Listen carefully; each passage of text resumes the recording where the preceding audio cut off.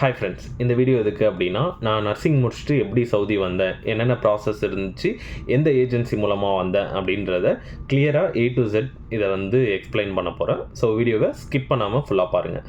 First என்ன விஷயம் அப்படின்னா, நம்ம நர்சிங்கில் GNM, BSc, post BSc, MSc ஏதாவது ஒரு கோர்ஸ் முடிச்சிருக்கணும்.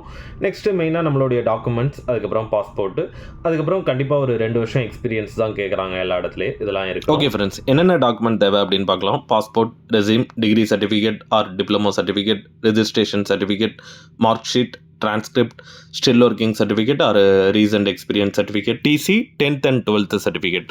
இதில் எல்லா சர்டிஃபிகேட்டும் இருக்கும். டிரான்ஸ்கிரிப்டும் அண்ட் GNM கிட்ட மார்க் ஷீட் மட்டும் இருக்காது. டிரான்ஸ்கிரிப்டை நம்ம காலேஜில் போயிட்டு கேட்டால் ஒரு அமௌண்ட் பே பண்ண சொல்லுவாங்க, அங்கே டிரான்ஸ்கிரிப்ட் கொடுத்துருவாங்க. GNMக்கு காலேஜில் சீல் போட்டு சைன் போட்டு மார்க் ஷீட் கொடுத்துருக்க மாட்டாங்க.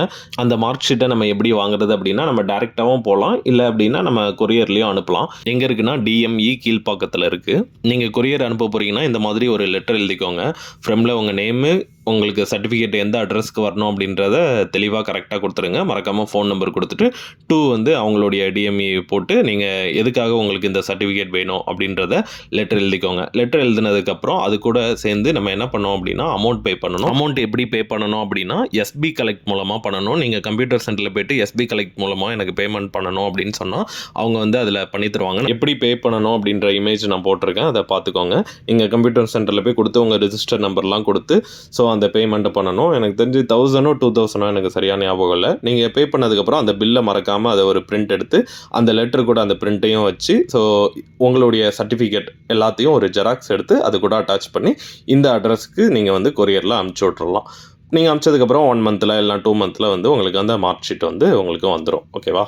ஓகே, நீங்கள் ப்ராசஸ் ஆரம்பிக்கிறீங்கன்னா என்னென்ன ஸ்டெப் இருக்கும் அப்படின்னு பார்க்கலாம். டேட்டா ஃப்ளோ, மொமாரிஸ் or eligibility, attestation, exam coaching, exam, மொமாரிஸ் Saudi licence, interview, medical checkup, biometric verification, visa stamping, service charge, immigration, departure. Okay, இப்போ ஒவ்வொன்றா பார்க்கலாம்.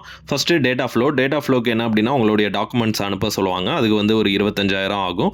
அவங்களே எல்லாம் அப்ளை பண்ணிடுவாங்க. ஒன்ஸ் டேட்டா ஃப்ளோ கிளியர் ஆனதுக்கப்புறம் நெக்ஸ்ட் என்ன அப்படின்னா மொமாரிஸ் ஆர் எலிஜிபிலிட்டி ஐடி. இதுக்கு எவ்வளோ ஆகும் அப்படின்னா 8000 ரூபாய். நீங்கள் 8000 ரூபாய் பே பண்ணதுக்கப்புறம் உங்களுடைய டாக்குமெண்ட்ஸ்லாம் அனுப்பிச்சதுக்கப்புறம் அவங்க எலிஜிபிலிட்டிக்கு அப்ளை பண்ணுவாங்க. ஒன்ஸ் எலிஜிபிலிட்டி வந்ததுக்கப்புறம் நீங்கள் எக்ஸாமுக்கு ரெடி. நெக்ஸ்ட் அட்டாஸ்டேஷன். இதுக்கு எவ்வளோ ஆகும் அப்படின்னா 4000. இதில் என்ன பண்ணுவாங்கன்னா நம்மளுடைய டிகிரி ஆர் டிப்ளமோ சர்டிஃபிகேட்டை ஒரு அட்ரஸ் கொடுத்து டெல்லி ஆர் மும்பை அங்கே அனுப்ப சொல்லுவாங்க. அங்கே போனதுக்கப்புறம் அட்டாஸ்டேஷன் ஆகி நம்மளுடைய சர்டிஃபிகேட் வரும். நெக்ஸ்ட் என்னன்னா எக்ஸாம் புக் பண்ணதுக்கப்புறம் எக்ஸாம் கோச்சிங். எக்ஸாம் கோச்சிங் எங்கே போனோம் அப்படின்னா கேரளாவில் உள்ள ஓய்ஸ்டர் அகாடமி. உண்மையாகவே நல்ல ஒரு கோச்சிங் சென்டர். 10 days கோச்சிங், 20,000 ரூபாய் ஃபீஸு. உங்களுக்கு அங்கே அக்காமடேஷன் அவங்களே கொடுத்துருவாங்க, ஃபுட்டும் அவங்களே கொடுத்துருவாங்க. இதில் என்ன ஒரு சூப்பரான பெனிஃபிட் அப்படின்னா நீங்கள் பாஸ் பண்ணிட்டா ஓகே, அவங்க 100% ரிசல்ட் தருவோம் அப்படின்னு சொல்கிறாங்க. ஒருவேளை 100% ரிசல்ட் தரலை, ஒருவேளை நீங்கள் ஃபெயில் ஆகிட்டீங்க அப்படின்னா உங்களுக்கு அந்த 20,000 ரீஃபண்ட் பண்ணிடுவாங்க. இது என்னடா அப்படின்னு தோணும், பட் ரீஃபண்ட் பண்ணிடுவாங்க. அங்கே ஒரு 2500 கொஸ்டின் கொடுத்து படிக்க சொல்லுவாங்க. உண்மையாகவே நம்ம அதில் கான்சென்ட்ரேட் பண்ணி படித்தா கண்டிப்பாக நம்ம பாஸ் பண்ணிடலாம். நெக்ஸ்ட் என்னென்னா எக்ஸாம் எங்கெங்கே அப்படின்னா சென்னை, பெங்களூர், கேரளா அந்த மாதிரி நம்ம எங்கே வேணாலும் புக் பண்ணிக்கலாம். எக்ஸாம் ஃபீஸ் எவ்வளோ ஆகும் அப்படின்னா 26,300 ரூபாய் ஆகும். நெக்ஸ்ட் நீங்கள் எக்ஸாமில் பாஸ் பண்ணிட்டீங்க அப்படின்னா நெக்ஸ்ட் மொமாரிஸ் இந்த சவுதி லைசன்ஸை ஆக்டிவேட் பண்ணுறதுக்காக ஒரு 27,500 ரூபாய் வாங்குவாங்க.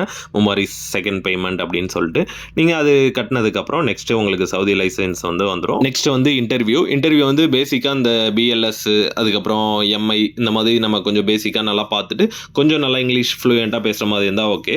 ஸோ அதுக்கப்புறம் என்ன அப்படின்னா இன்டர்வியூவில் நீங்கள் செலக்ட் ஆகிட்டீங்க அப்படின்னா ஓரளவுக்கு எல்லா ப்ராசஸும் முடிஞ்ச மாதிரி தான். நெக்ஸ்ட் என்னன்னா மெடிக்கல் செக்அப். மெடிக்கல் செக்அப்பில் அப்பாயின்மெண்ட்டுக்கு ஒரு 1,500 ரூபாய் வாங்குவாங்க. அதுக்கப்புறம் நம்ம என்னைக்கு மெடிக்கல் டெஸ்ட் போகிறோமோ அன்னைக்கு நம்ம மெடிக்கல் சென்டரில் நம்ம ஒரு 7,000 ரூபாய் இல்லைனா 6,000 ரூபாய் அந்த மாதிரி ஒவ்வொரு மெடிக்கல் சென்டரை பொறுத்து அங்கே நம்ம பே பண்ணுற மாதிரி இருக்கும். நம்ம மெடிக்கல் டெஸ்ட் முடிஞ்சதுக்கப்புறம் ஃபிட்டு அப்படின்னு வந்துடுச்சுன்னா next process biometric verification. Biometric வெரிஃபிகேஷனுக்கு ஒரு 500 ரூபாய் தான் ஆகும். அது முடிச்சிட்டிங்க அப்படின்னா விசா ஸ்டாம்பிங். விசா ஸ்டாம்பிங்கில் என்ன அப்படின்னா நம்மளுடைய பாஸ்போர்ட்டு, அந்த மெடிக்கல் ஃபிட்னஸ் ஆன சர்டிஃபிகேட்டு, அந்த பயோமெட்ரிக் வச்சது, இது எல்லாத்தையுமே ஒரு கொரியரில் அனுப்ப சொல்லுவாங்க. அங்கே விசா ஸ்டாம்பிங்காக அது போகும்.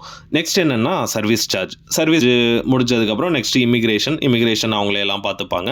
இமிக்ரேஷன்லாம் முடிஞ்சதுக்கப்புறம் உங்களுக்கு ஃப்ளைட் டிக்கெட் புக் பண்ணி நெக்ஸ்ட்டு டிபார்ச்சர். இவ்வளோ தான் ப்ராசஸ். நீங்கள் ஃபஸ்ட்டு அனுப்பின உங்களுடைய சர்டிஃபிகேட் அண்டு அப்புறம் விசா ஸ்டாம்பிங்காக அனுப்ப போகிற பாஸ்போர்ட் எல்லாமே அவங்கக்கிட்ட ஏஜென்சி கிட்ட தான் இருக்கும். சர்வீஸ் சார்ஜ் பே பண்ணதுக்கப்புறம் அந்த நம்மளுடைய சர்டிஃபிகேட் அண்ட் நம்மளுடைய பாஸ்போர்ட் எல்லாத்தையும் கொடுத்துருவாங்க. ஸோ இதுதான் எல்லா ப்ராசஸ். கடைசியாக நீங்கள் ஃப்ளைட்டில் ஏறி சவுதிக்கு வர வேண்டியது தான். அவ்வளோதான், எல்லாமே சொல்லி முடிச்சிட்டேன் அப்படின்னு நினைக்கிறேன். இது இல்லாமல் கொஞ்சம் கொரியர் சார்ஜ் ஏதாவது இருந்துச்சுன்னா அதுக்கு அமௌண்ட் ஆகும். பிஎல்எஸ், ஏசிஎல்எஸ் ஏதாவது கிளாஸ் போக சொன்னாங்கன்னா அதுக்கு ஒரு 10,000 to 12,000 ஆகும். இவ்வளோ தான்.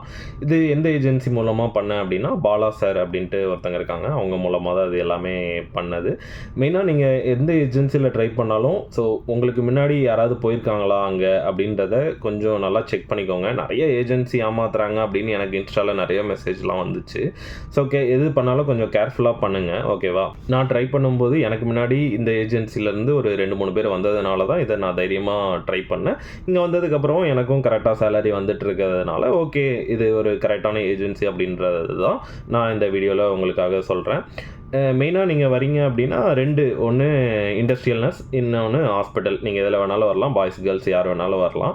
மெயினாக இண்டஸ்ட்ரியலை பொறுத்த வரைக்கும் கொஞ்சம் இண்டஸ்ட்ரியல் வரீங்க அப்படின்னா மேக்ஸிமம் இந்த ரிமோட் லொக்கேஷனில் தான் போடுவாங்க. அது ஒன்று மைண்டில் வச்சுக்கோங்க. ரிமோட் லொக்கேஷனில் கொஞ்சம் தனிமையாக இருக்கிற மாதிரி இருக்கும், டவர் ப்ராப்ளம் இருக்கும். ஸோ கொஞ்சம் ஒரு கடுப்பாக தான் இருக்கும். அந்த மாதிரிலாம் ஓகே அப்படின்னா நீங்கள் கண்டிப்பாக இண்டஸ்ட்ரியல் ட்ரை பண்ணலாம். கண்டிப்பாக உங்களுக்கு ஸ்டார்டிங் சேலரியாக ஹாஸ்பிட்டல் அண்ட் இண்டஸ்ட்ரியல் எல்லாமே ஒரு 90,000லேருந்து 1,30,000 வரைக்கும் வந்து கண்டிப்பாக கிடைக்கும். இண்டஸ்ட்ரியல் நர்ஸ் வந்து பாய்ஸ் மட்டும்தான் வர முடியும். ஹாஸ்பிட்டலுக்கு பாய்ஸ் அண்ட் கேர்ள்ஸ் யார் வேணாலும் ட்ரை பண்ணலாம். அவ்வளோதான், ஓரளவுக்கு எல்லாமே சொல்லிட்டேன். இந்த ஸ்டெப் வந்து இந்த ப்ராசஸ் வந்து நான் என்ன பண்ணனோ அதை தான் நான் சொல்லியிருக்கேன். ஒவ்வொரு ஏஜென்சியில் கொஞ்சம் வேறு மாதிரி கூட இருக்கலாம். எல்லாத்தையுமே நான் உங்களுக்கு சொல்லிட்டேன். நீங்கள் இந்த ஏஜென்சியில் ட்ரை பண்ணோம் அப்படின்னு நினச்சிங்கன்னா கீழே என்னுடைய காண்டாக்ட் நம்பர் கொடுக்குறேன். நீங்கள் காண்டாக்ட் பண்ணுங்கள். நான் உங்களை வந்து கைட் பண்ணுறேன். ஓகேவா? ஓகே ஃப்ரெண்ட்ஸ், பார்ப்போம். Thank you so much. பை.